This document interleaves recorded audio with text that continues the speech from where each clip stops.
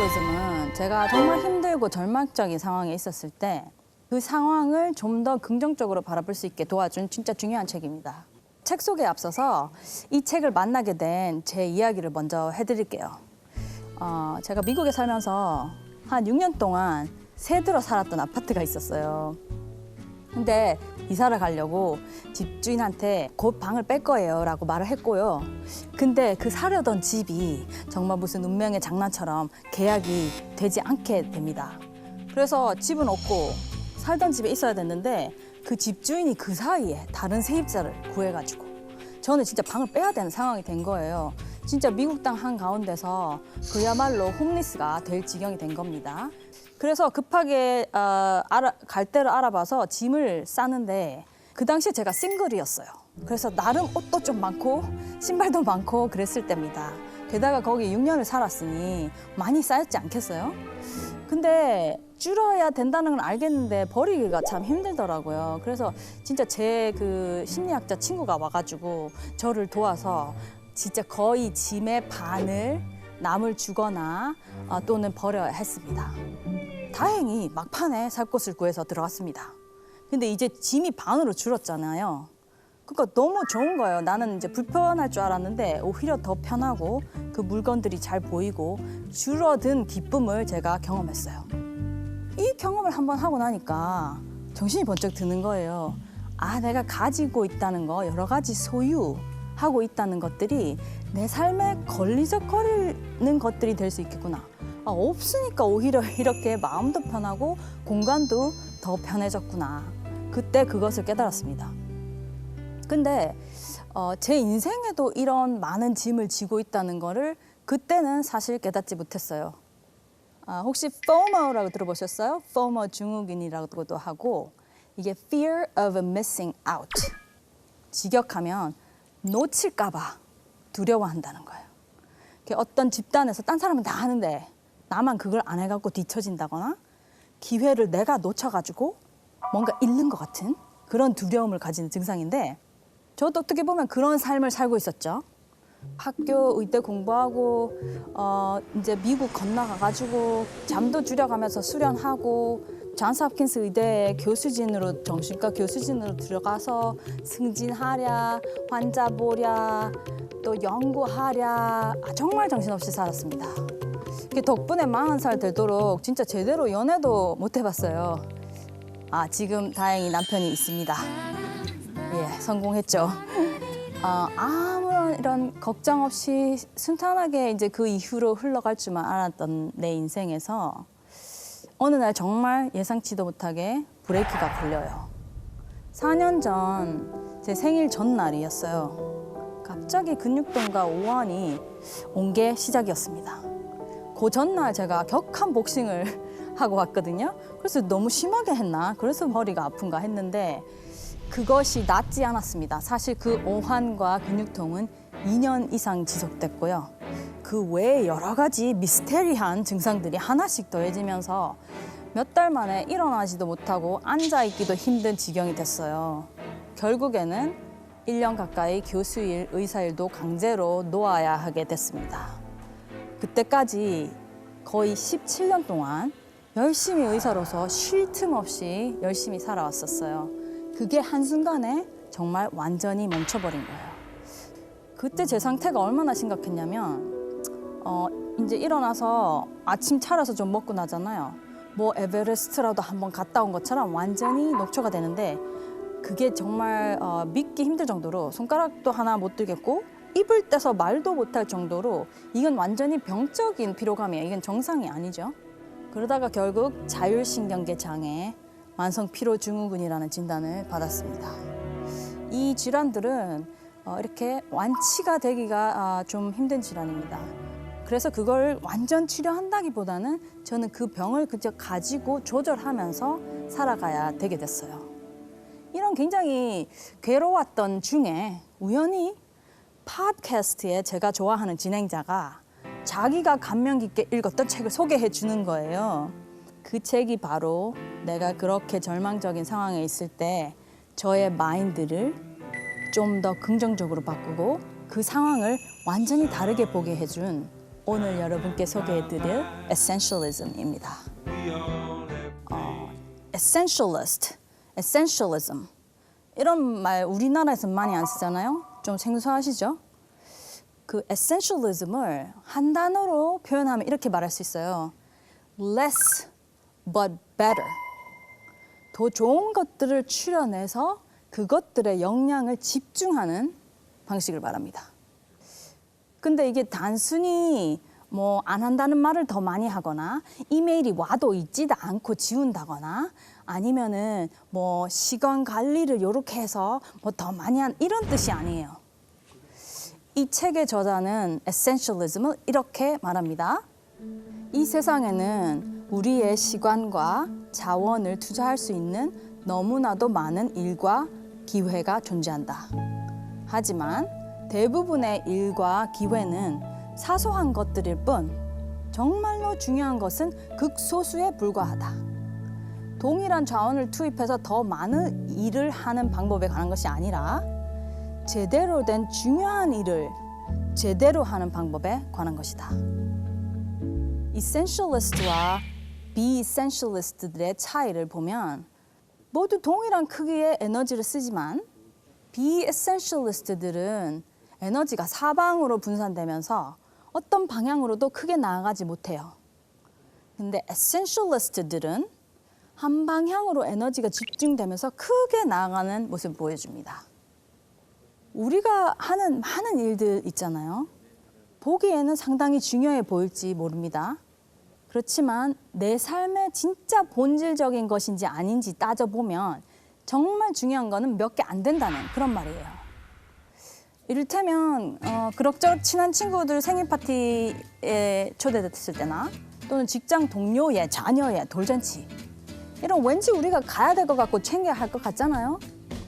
근데 한번 생각해봐요. 사실 그 일이 나에게 정말 중요한 것인지 아니면 내가 무지 즐거워서 하는 일인지.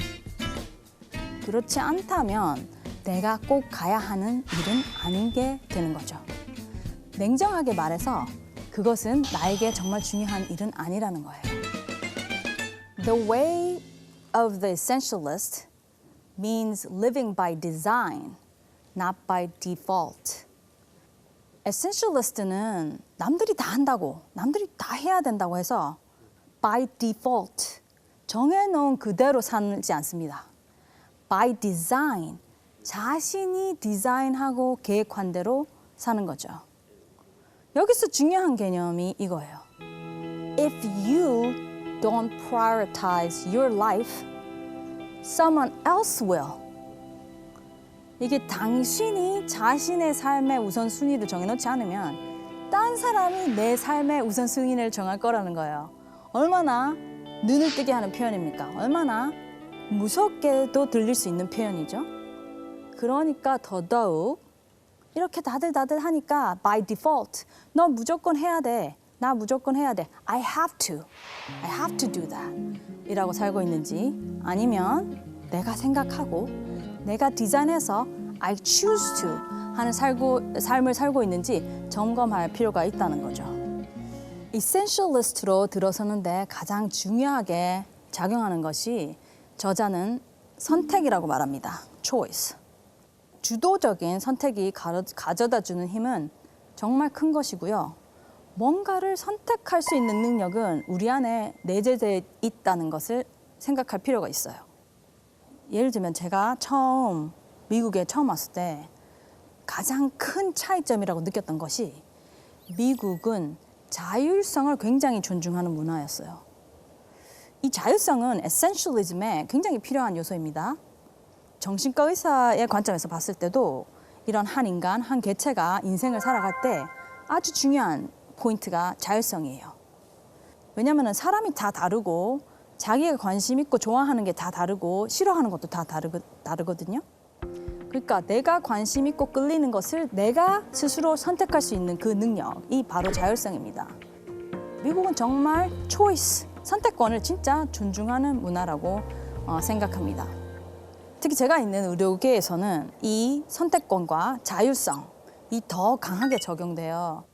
미국에서는 의사가 단지 조언을 해주는 가이드를 해주는 사람이에요. 그래서 make recommendations and advice. 의사가 결정을 하는 사람이 아닙니다. decision maker가 아니에요.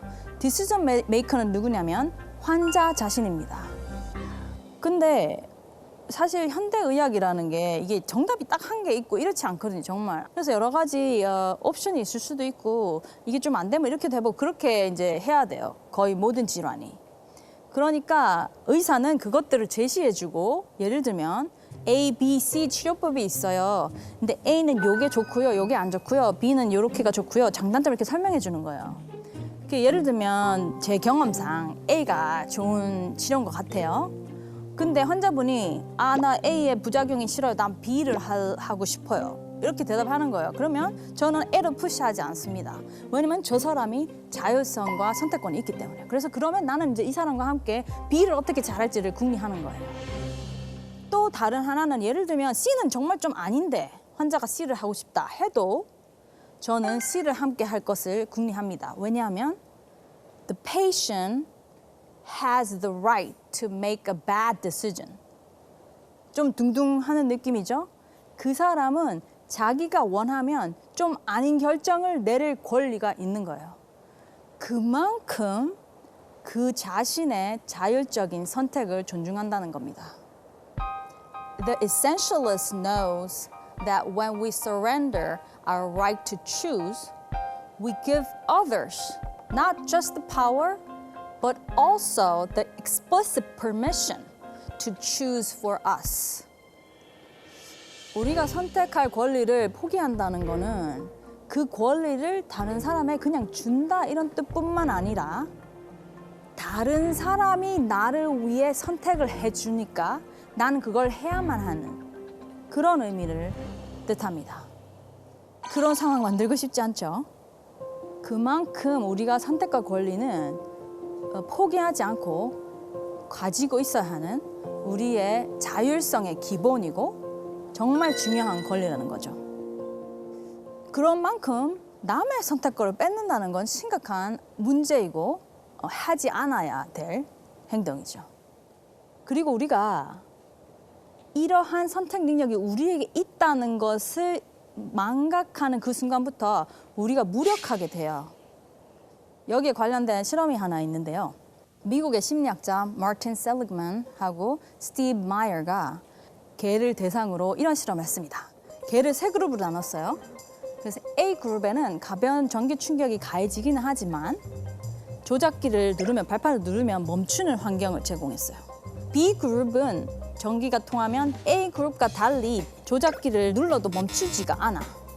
그 다음에 C 그룹은 컨트롤 그룹이라서 그냥 충격이 가해지지 않는 곳을 제공했습니다. 개들을 다른 실험 환경입니다. 이렇게 상자에 넣어요. 그럼 한쪽은 전기가 오고 한쪽은 전기가 안 옵니다. 그 사이에 낮은 칸막이가 있어요. 그러면 전기가 있는 데서 여기로 가면 되잖아요. 실험했던 개들 한 마리씩 넣는 거예요. 그러면 이제 상당히 놀라운 일이 일어납니다. 스스로 알아서 발판해가지고 전기를 멈추었던 개들, 그리고 전기와 전혀 상관없었던 개들, A와 C 그룹 개들은 이 전기 있는 곳에 놔두면 금방 깨닫고 탁 넘어갑니다. 근데 B 그룹은 여기 앉아 있어요. 그럼 전기가 오는 거예요. 그럼 이제 좀 괴롭겠죠. 근데 가만히 무기력하게 거기 있어요. 왜 그렇게 B 그룹 개들이 거기 앉아서 맞으면서 참고만 있었을까요? 자기들이 뭔 일을 해도 환경이 개선되지 않았다는 그게 완전히 학습된 거예요.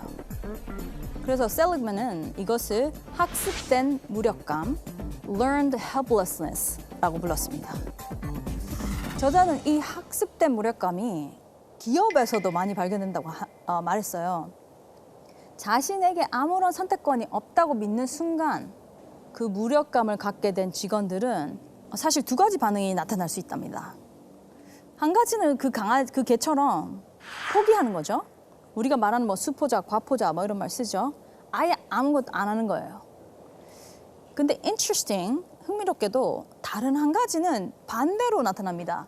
이 포기하는 것과 반대로 뭐 오히려 좀 더 활동적인 것처럼 보이면서 자신에게 주어지는 모든 기회를 다 받아들이고 모든 문제를 다 해결하려고 하는 그야말로 막 내가 다 하겠다 이런 모습이에요. 그러면 이 모라카노 이거 잘하는 것 같은데 이런 느낌이 들 수도 있잖아요.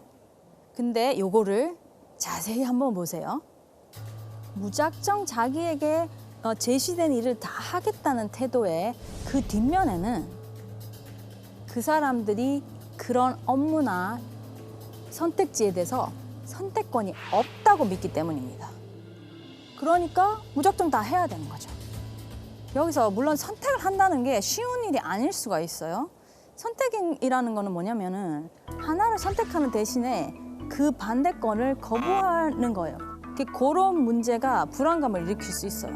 그래서 그걸 뭐 이걸 선택하고 이걸 안 한단 말을 못하고 다 하는 그런 일이 일어날 수 있습니다.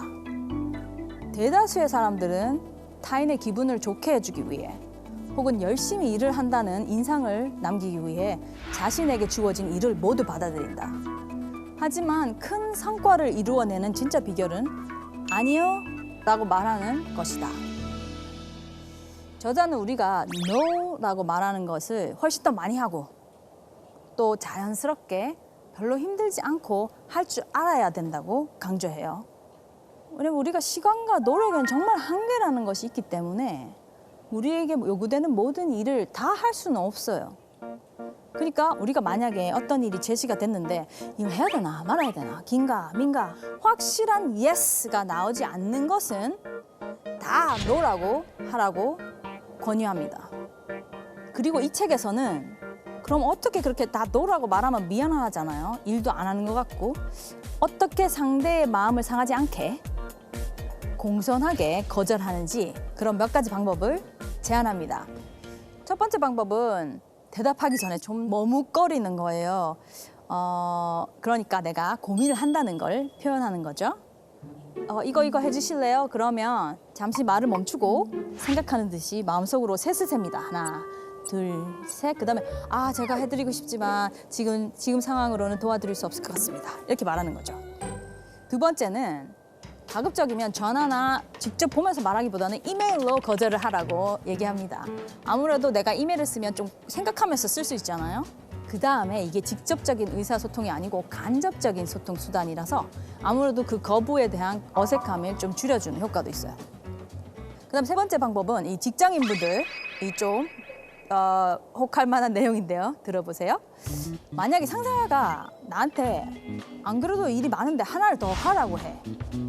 그러면 진짜 우리 부장님은 내가 무슨 몸이 여러 개라고 생각하시나 막 이럴 때가 한두 번이 아니잖아요.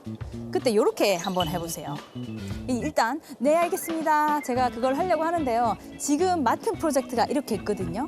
요거가 들어오려면 한 가지는 빠져야 되는데 어떤 걸 뺄까요? 이렇게 물어보는 거예요. 근데 요런 이제 상황이 되려면 아무래도 내가 잘 열심히 하고 있는 사람이라는 기본은 돼 있어야겠죠. 저도 이렇게 이 책을 해서 배운 다음에 이걸 실천해 보려고 여기저기 제가 노력하고 있어요. 왜냐하면 저도 그걸 다 할 수가 없기 때문에. 특히 제가 갑작스럽게 이렇게 병을 얻었으니까 평범한 사람보다 진짜 에너지가 너무 작고 그걸로 살아야 되니까 이젠 저절로 많은 일에 노를 할 수밖에 없게 됐어요. 어떻게 보면은 내가 정말 하고 싶은 일도 내가 정말 해낼 수 있을지 내 에너지가 있을지를 세심하고 깐깐하게 따져서 판단할 수밖에 없게 된 거죠. 누가 저한테 이런 질문을 한 적이 있어요. 교수님은 아프기 전으로 다시 돌아갈 수 있다면 다시 돌아가시겠어요? 제 대답은 no였습니다. 그 말을 듣고 사람들이 거짓말 이렇게 말하던데요. 거짓말 아닙니다. 저 처음에는 사실 정말 원망하고 너무 몸이 아팠기 때문에 병이 내 인생 동강내고 이제 어떻게 사나 이런 생각도 했었어요. 근데 이제 좀 지금이 정말 좋아요. 왜냐하면 무엇이 정말 에센셜한 것인지 골라내고 알아볼 수 있는 기회가 저에게 주어졌기 때문입니다. 어차피 우리는 모든 것을 다 해낼 수는 없습니다. 에센셜한 것 외에 no 할 줄 알고 또 우리 삶을 다른 사람에 따라 디폴트로 사는 게 아니라 선택하면서 더 만족스럽고 평안한 삶을 살 수 있기를 바랍니다.